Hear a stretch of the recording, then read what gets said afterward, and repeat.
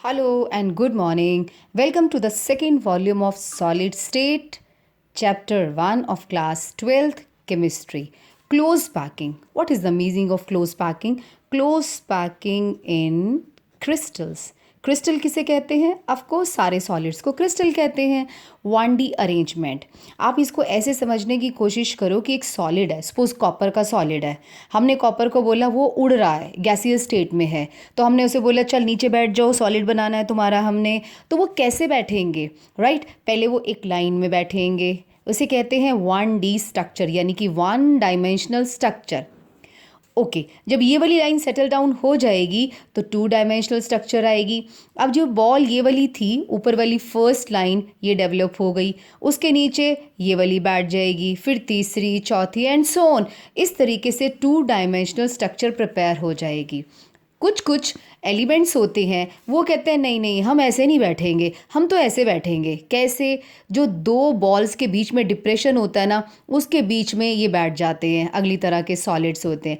इसमें देखो अरेंजमेंट ध्यान से कि बॉल्स ऐसे स्फेयर्स हैं, यानी कि इनको हमने एटम्स, मॉलिक्यूल्स या आयन समझ लो आप इन्हें. पार्टिकल के नीचे पार्टिकल बैठा हुआ है, बीच में बहुत सारी जगह खाली है. कहता हम क्या करें, खाली है तो हम तो ऐसे ही बैठेंगे, मर्जी है भाई.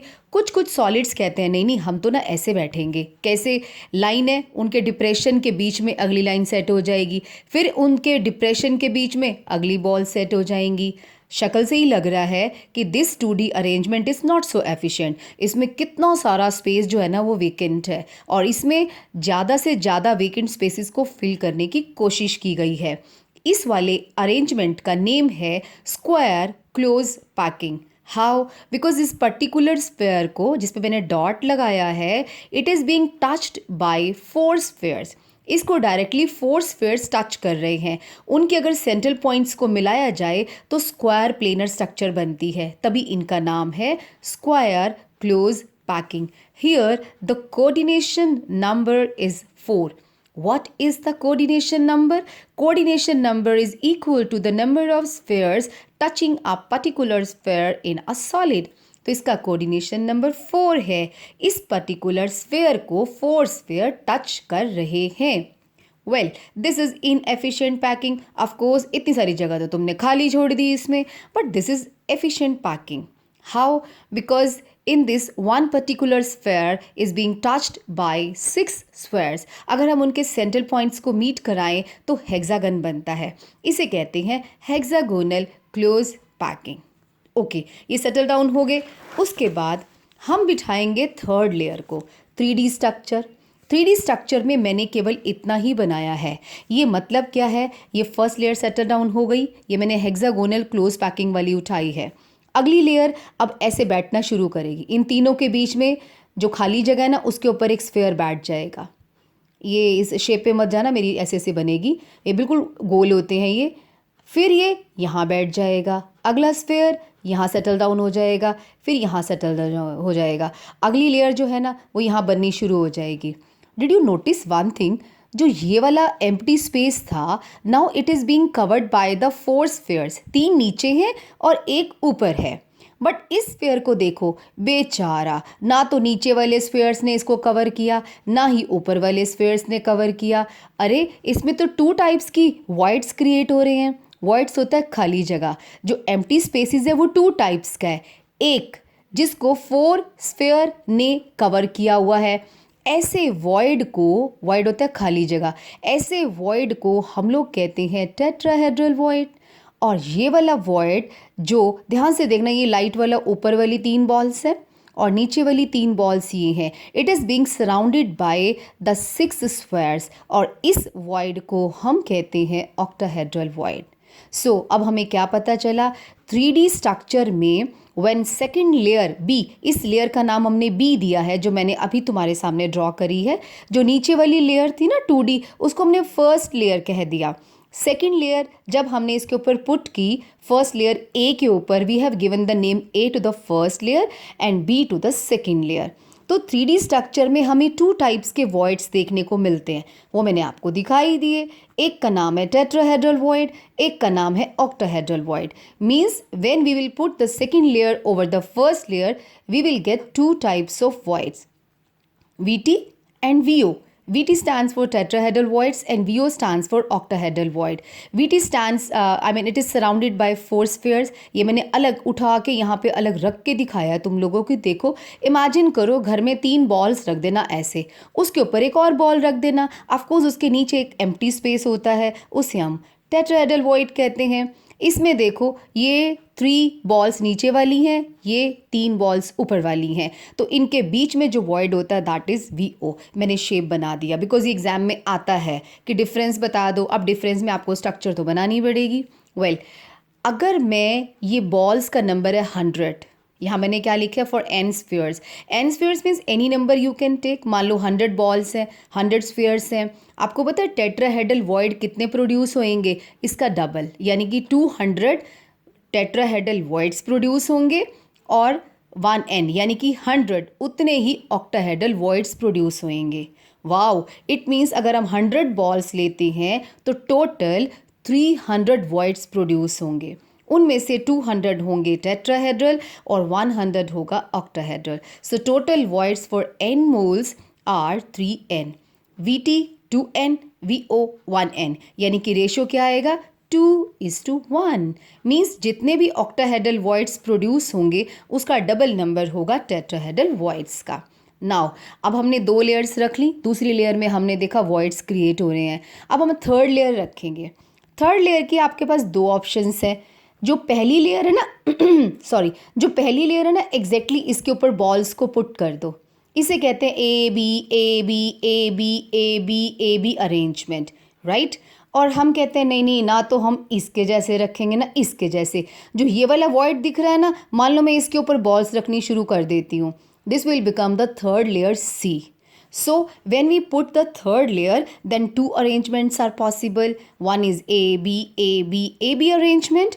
AB arrangement is also known as hexagonal close packing. Now the confusion, अभी तो आपने बोला कि hexagonal close packing आपने यहाँ भी नाम लिया था यहाँ पे. अगर एग्जाम में आएगा तो इसका नेम मेंशन होगा. अगर वो हेक्सागोनल क्लोज पैकिंग 2D की पूछेगा तो ही विल मेंशन. कौन है? Examiner, of course. तो hexagonal close packing in 2D का मतलब ये होगा. Otherwise at every place hexagonal close packing whenever is being asked means we are talking about AB arrangement. Next arrangement ABC arrangement. इसका name है cubic close packing. इसको हम CCP भी कहते हैं. जब किसी भी क्वेश्चन में FCC वर्ड लिखा होगा मीन्स वो CCP की बात कर रहा है, यानी कि ABC arrangement is being discussed. Now the coordination number in HCP. दोनों ही अरेंजमेंट्स में हर एक बॉल को 12 बॉल्स टच करेंगी. 6 अपने उसमें, 3 इसके ऊपर और 3 इसके नीचे. So the coordination number in HCP is 12 और CCP में भी 12 है. Percentage space occupied 74%. इसका मतलब क्या है? तुम बॉल्स को जितना मर्जी टाइटली पैक करो, 26% स्पेस जो है ना वो तो रह ही जाएगा एम्प्टी. अब स्पेस ऑक्यूपाइड कितना है? 74% दोनों में, चाहे वो AB अरेंजमेंट हो चाहे ABC अरेंजमेंट हो, उन दोनों में 74% है. तो 26% स्पेस किधर गया? 26% स्पेस इज एम्प्टी. एम्प्टी तो है बट किसकी फॉर्म में है? इन the form of tetrahedral voids and octahedral voids. Got it? Okay. Coordination number is equal to the number of spheres touching a particular sphere in a lattice. I have told you already. Now, what is the position of tetrahedral void? कभी तो आप कहते हो कि ये cubes होते हैं solid के अंदर, कभी आप कहते हो ये वाला अरेंजमेंट होता है. अब इन दोनों को कोरिलेट करें. आपको पता है टेट्राहेड्रल वॉइड्स की पोजीशन कहाँ होती है या ऑक्टाहेड्रल वॉइड्स की पोजीशन कहाँ होती है? जो टेट्राहेड्रल वॉइड्स होते हैं वो बॉडी डायगोनल पे पड़े होते हैं. ये बॉडी डायगोनल है ना, ऑपोजिट एंड्स को टच कर दो तो यहाँ से 1/4 डिस्टेंस पर एक टेट्राहेड्रल वॉइड होता है, यहाँ से भी 1/4 डिस्टेंस पर एक टेट्राहेड्रल वॉइड होता है.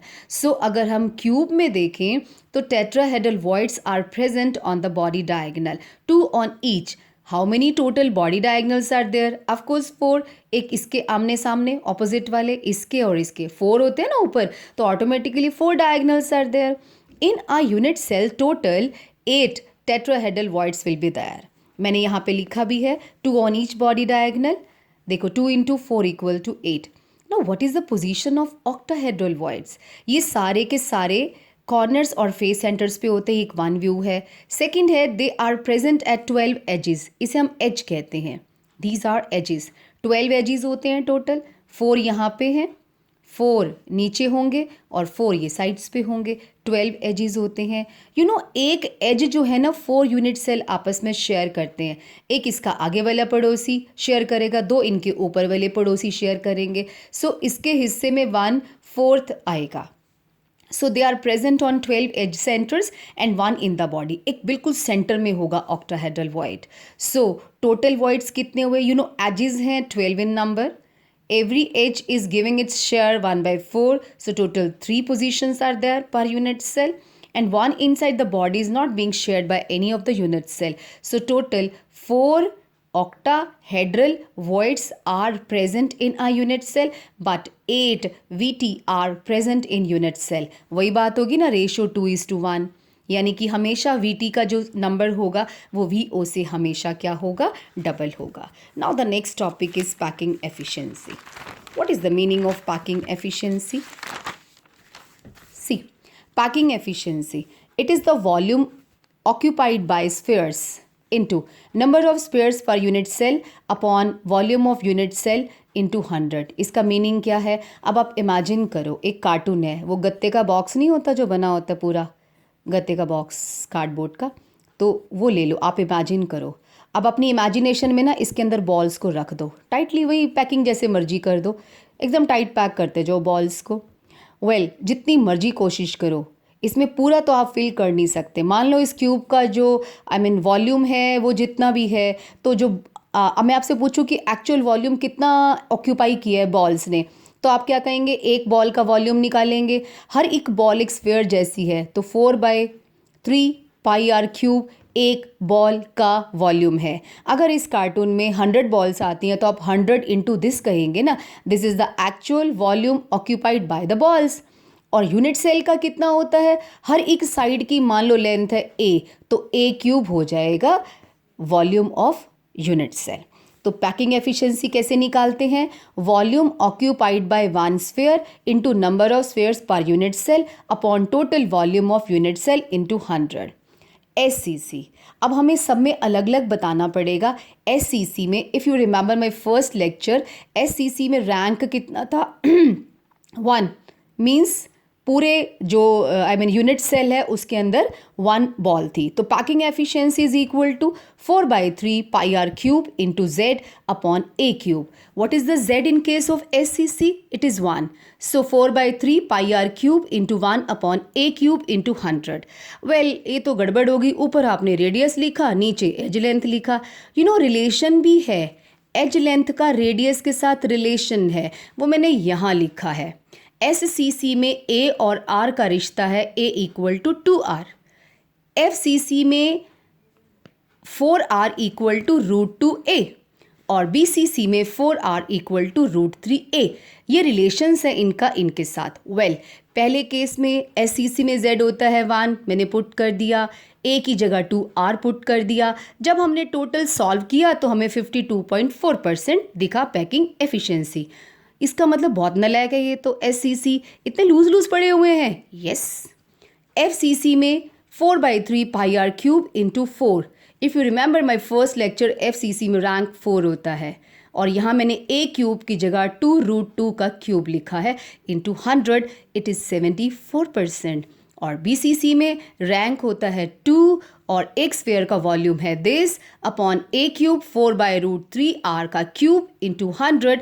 It is 68%. Now you tell me, कौन सी पैकिंग एफिशिएंसी बेस्ट है? Guess it.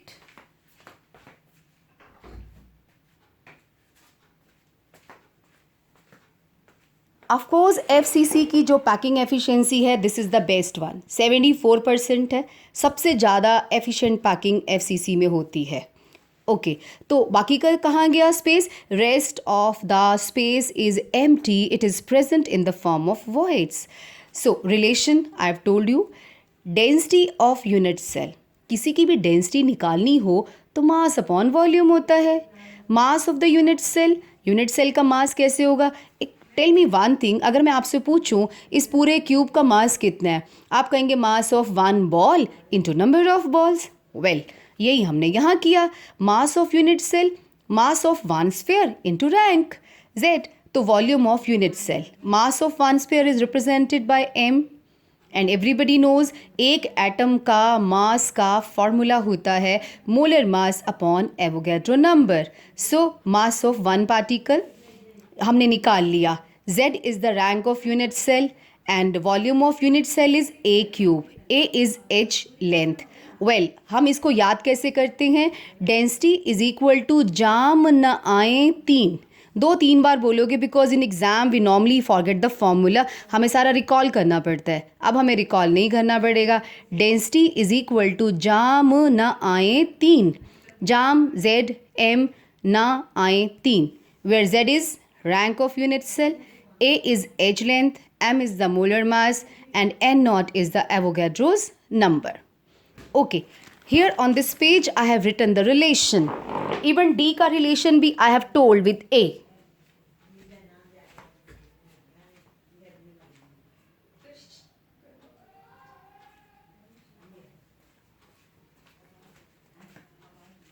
D is the distance between two nearest neighbor, then 2D equal to A. Sometimes the question is asked on edge length and distance. Okay, इस topic के बाद हम लोग लेते हैं कुछ questions, important questions. See, if the radius of octahedral void is R, this topic was left. अब देखो ये एक टॉपिक है इसमें कि जो ऑक्टाहेड्रल वॉइड होता है उसका रेडियस R है. याद है आपको, जब हम बॉल्स को अरेंज करेंगे तो बीच में जो खाली जगह होती है उसे हम वॉइड कहते हैं. कहते हैं उस खाली जगह का जो मतलब वॉइड है ना, एम्प्टी स्पेस या वॉइड, उसको आप कंसीडर करो कि वहाँ पे कोई पार्टिकल है तो उसका रेडियस R है. एंड रेडियस ऑफ एटम, जो बॉल्स हमने रखी थी उनके बीच की जो खाली जगह है उसका जो रेडियस है उसको हमने स्मॉल r लिया है, और जो बॉल्स पड़ी थी उनका रेडियस हमने r लिया है.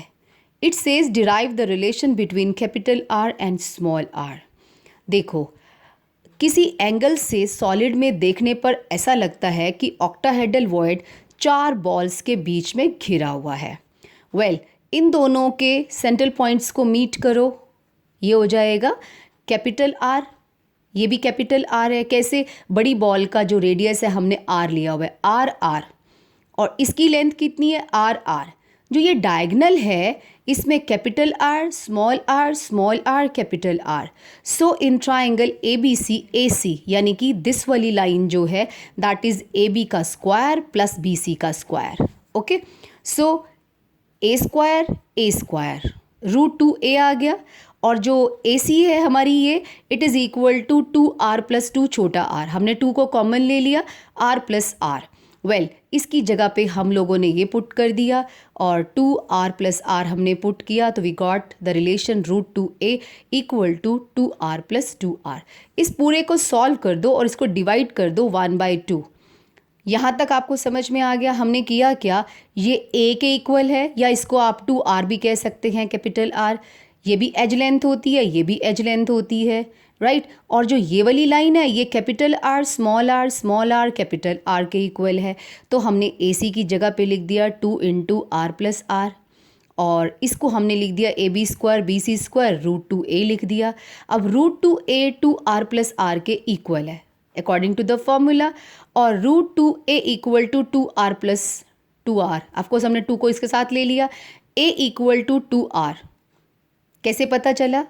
A इक्वल टू 2R, क्योंकि यहाँ से हमने देखा था जो A है ना वो 2R के इक्वल है. अब हमने इसको इससे डिवाइड कर दिया. जैसे ही आप डिवाइड करोगे यू विल गेट 0.414. मीन्स जो छोटा r है, ये देखो छोटा r, यानी कि जो ऑक्टाहेड्रल वॉइड है उसका रेडियस जो है वो 0.414 टाइम्स ऑफ कैपिटल R होता है. Okay, so right the formula for calculating density of unit cell. Density equal to jam na आए 3, where Z is the rank, M is the molar mass, A is the edge length, A cube is volume of unit cell, N naught is Avogadro's number. An element with molar mass इतना, Edge length 405 picometers. Let me tell you, picometer is always to be converted to meters, and 1 picometer equal to 10 to the power minus 12. Density is also given. It is given in kilogram cubic meter, and mass is also given in kilogram. So there is no need of changing. या फिर change कर लो दोनों को ग्राम में, या फिर दोनों kilo kilo में है तो कोई फ़र्क नहीं पड़ेगा. What is the nature of cubic unit cell? Finally he just wants to ask about the Z. अगर Z आएगा 2 तो वो क्या होगा? BCC. अगर आएगा 4 तो वो होगा FCC. If Z comes out to be 1, it would be SCC. So it is what being asked. Z equal to density is given. Avogadro number we know 6.02 into 10 to the power 23. A we also know, and molar mass is given. So इसको solve कर लो, you will get the answer. Initially you can use calculator. No doubt there is no need of using calculator in exam, but at home you can, because इतने सारे numericals जो होते हैं वो फिर आप सॉल्व नहीं कर पाओगे मैनुअली. दोनों साइमल्टेनियसली चलना चाहिए. How can you determine the atomic mass of unknown metal if you know its density? Of course वो हमें फॉर्मूला पूछ रहा है examiner, right. Here formula is asked कि डेंसिटी पता है तो एटॉमिक मास कैसे निकालोगे? वेल फॉर्मूला लगा दो, पता चल जाएगा. इसमें देखो ध्यान देखना कि हमने पिकोमीटर को हमेशा मीटर में कन्वर्ट किया है, और अगर सेंटीमीटर में कन्वर्ट करोगे हमें कैसे पता चलेगा कि हमको कब सेंटीमीटर में करना है? Whenever density will be given in gram per cc means centimetre cube, then you have to change picometer to centimeter. So 1 picometer is equal to 10 to the power minus 10 centimeters. Niobium crystallizes in BCC structure. Its density is 8.5 gram per cc. Calculate atomic radius of niobium if its atomic mass is 93. देखो इसने बोला BCC है और radius निकालना है. पहले हम A निकाल लेंगे. BCC के लिए A का रिलेशन क्या था? 4R equal to √3A. मैंने बताया था, ये रहा रिलेशन लिखा भी हुआ है यहाँ पे. तो पहले आप A निकाल लो डेंसिटी वाले फॉर्मूले से. Z BCC में हमेशा 2 होता है. Molar mass is given, density is given, and Avogadro number we know. तो A क्यूब निकलेगा, उससे A निकाल लो, फिर उसके बाद R वाले फॉर्मूले में पुट कर दो. सिंपल है. आप इन न्यूमेरिकल्स को all of these numericals are taken from NCERT book in text as well as back. तो आप सारे जितने क्वेश्चंस हैं NCERT में try to solve these questions. Next question is copper crystallizes into FCC, मतलब Z तो 4 है. With an A, edge length is given. Then show calculated density is an agreement with the measured value of this. लो जी, हमें कह रहा है कि ये आप मतलब जो मेजर्ड डेंसिटी है 8.92 शो करो कि सचमुच कैलकुलेट करके इतनी आती है. मीन्स उसने हमने आंसर पहले ही दे दिया. Density is given by the examiner in the question, और डेंसिटी आपको फॉर्मूले से भी कैलकुलेट करनी है. वही आ जाएगी, सारी वैल्यूज़ को पुट कर दो आप. Next question, silver crystallizes in FCC lattice if A is given, density is given, atomic mass निकालो. तो ये रहा atomic mass, M निकालना है, everything else is given. Next question, gold, radius is given. It says कि crystallizes in FCC unit cell. What is the edge length? What is the relation between A and R for FCC? √2A equal to 4R. बस इस relation को put कर दो. Next question. Aluminium crystallizes in cubic close packed structure. Its metallic radius R is given. और हमें A पूछा जा रहा है. यहाँ पे कुछ नहीं लिखा, उसने बोला क्यूबिक क्लोज पैकिंग.